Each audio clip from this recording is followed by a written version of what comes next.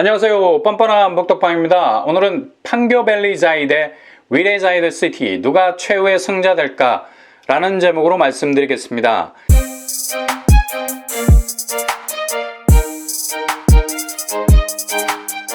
12월 이번 달에 분양을 앞두고 있는 아파트 단지 두 곳이 있습니다. 바로 판교밸리자이와 위레자이드 시티죠.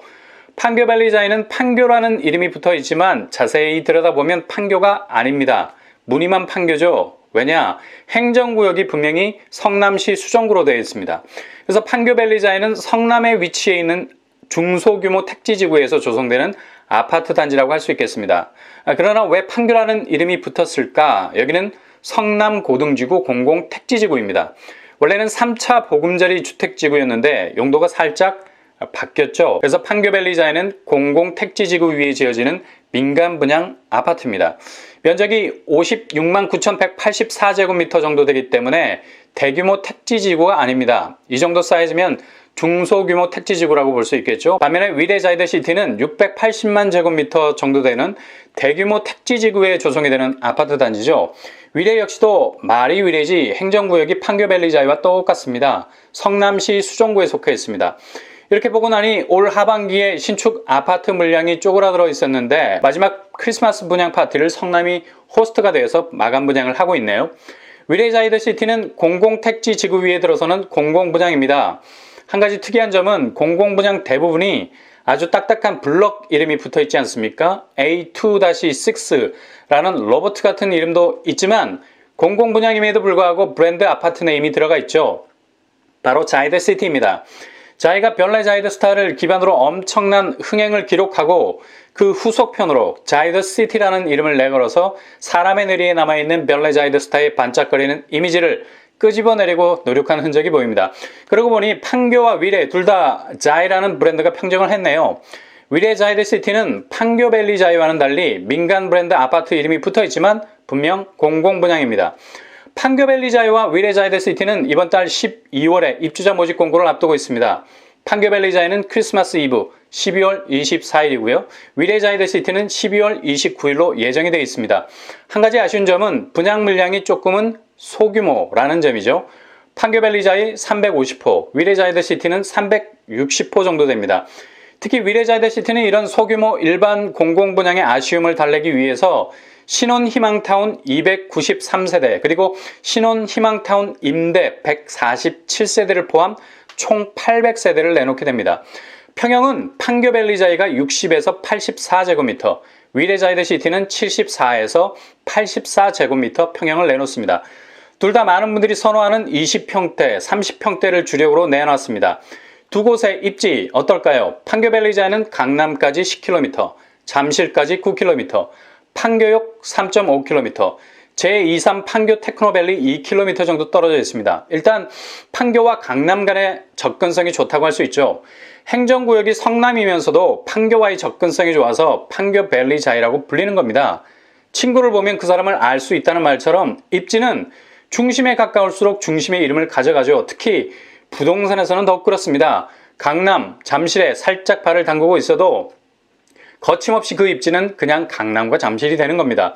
위레자이드 시티는 잠실과 7km, 삼성역과는 8km 정도 떨어져 있습니다. 이곳 역시도 서울 중심 생활권과 아주 가까운 포지션에 있다 해도 과언이 아니죠.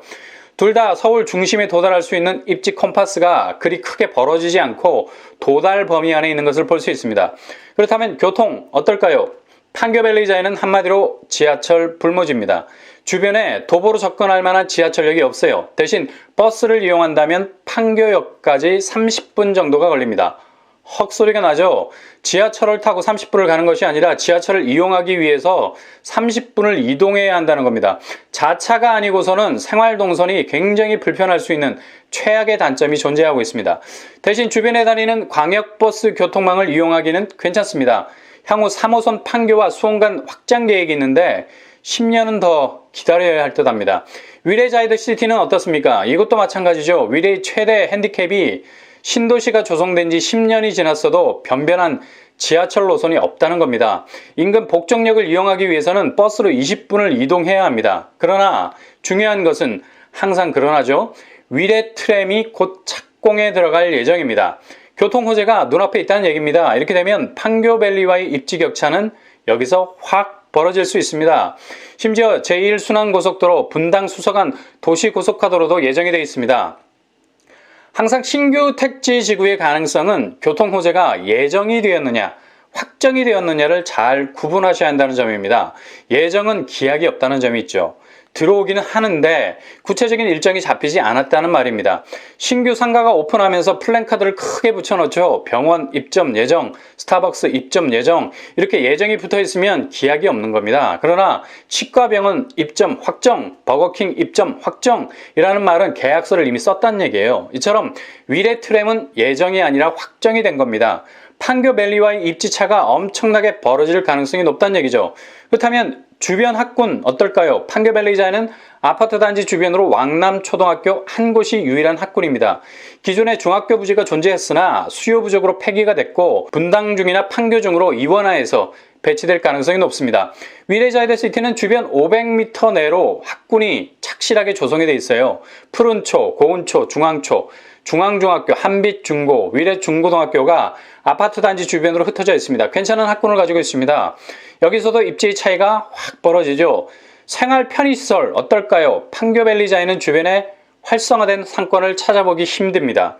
조금 가까운 곳을 찾으려면 야탑 쪽으로 차를 타고 이동해야 하는 생활동선이 굉장히 외로운 포지션을 가지고 있어요. 위례자이드시티는 주변에 중앙광장 상권, 일명 항아리 상권이라 부르죠. 사람들의 발걸음을 항아리같이 생긴 상권 안으로 붙잡아 둘 수 있는 상가들이 즐비해 있습니다. 그리고 스타필드와 이마트 트레이더스를 쉽게 이용할 수 있습니다.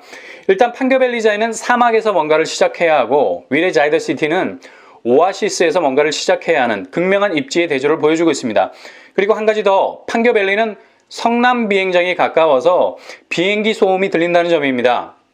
에어쇼라도 할라치면 비행기 소음에 민감한 분이라면 굉장히 불편할 수 있겠죠. 위례 쪽은 이런 소음 공해는 없는 듯합니다. 두 곳의 분양가 어떨까요? 판교밸리는 60제곱에 5억 선, 84제곱에 6억 5천 선입니다. 분양가 상한제가 적용이 되어서 주변 시세 대비 굉장히 저렴한 편이죠. 주변의 호반섬 및 판교밸리자의 84제곱이 12억의 시세를 형성하고 있는 것을 보면 꽤 차이가 벌어져 있죠. 그리고 위례자이드시티 역시 84제곱에 6억 6천 정도의 분양가를 예상하고 있습니다. 주변 위례 롯데캐슬 84가 13억의 시세를 보여주고 있죠. 두 곳 다 주변 시세 대비 5억에서 6억 원의 차이를 보여주고 있습니다. 이 점에서는 서로가 아주 좋은 미래 가치를 보여주고 있네요. 그렇다면 판교밸리 어떻게 당첨자를 뽑을까요? 일단 이곳은 소규모 택지지구이기 때문에 성남시에 거주하는 당에 100% 우선으로 뽑습니다. 이 점이 제일 아쉽죠. 거주지역 우선 특혜가 있다는 얘기예요. 경기도 수도권 거주자에게는 기회가 없다고 말할 수 있습니다. 그리고 민간 분양이기 때문에 100% 가점제입니다. 모든 평형이 84제곱 이하라 추첨제는 없을 듯 하고요. 소득 기준, 자산 기준 보지 않습니다. 대신 특별 공급에서 신혼부부 생애 최초는 소득 기준을 본다는 점 염두에 두시고요.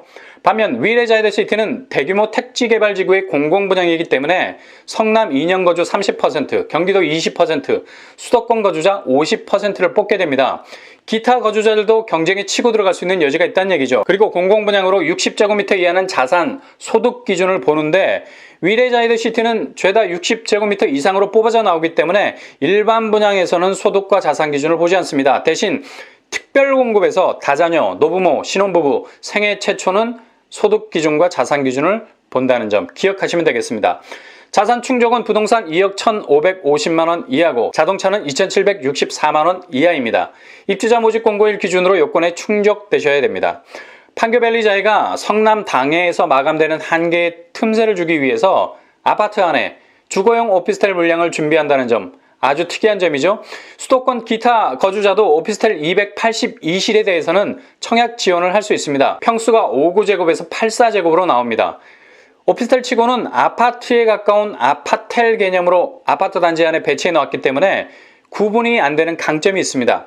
8월 12일부로 오피스텔도 주택수에 포함이 돼서 투자 수요도 썰물처럼 빠져나간 상황이라 이곳에 청약 지원을 하셔도 틈새를 찾아 들어가는 아주 현명한 내 집 마련의 방법이라고 생각이 됩니다. 오늘의 결론입니다.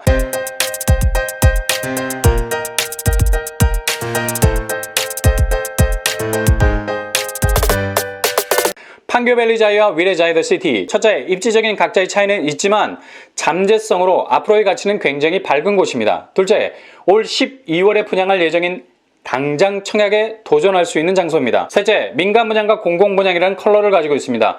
청약자들의 특화된 무기를 가지고 두 곳 중에 한 곳에 도전할 수 있는 장점이 있는 곳입니다. 이상으로 뻔뻔한 복덕방을 마치겠습니다. 구독과 좋아요 부탁드립니다. 감사합니다.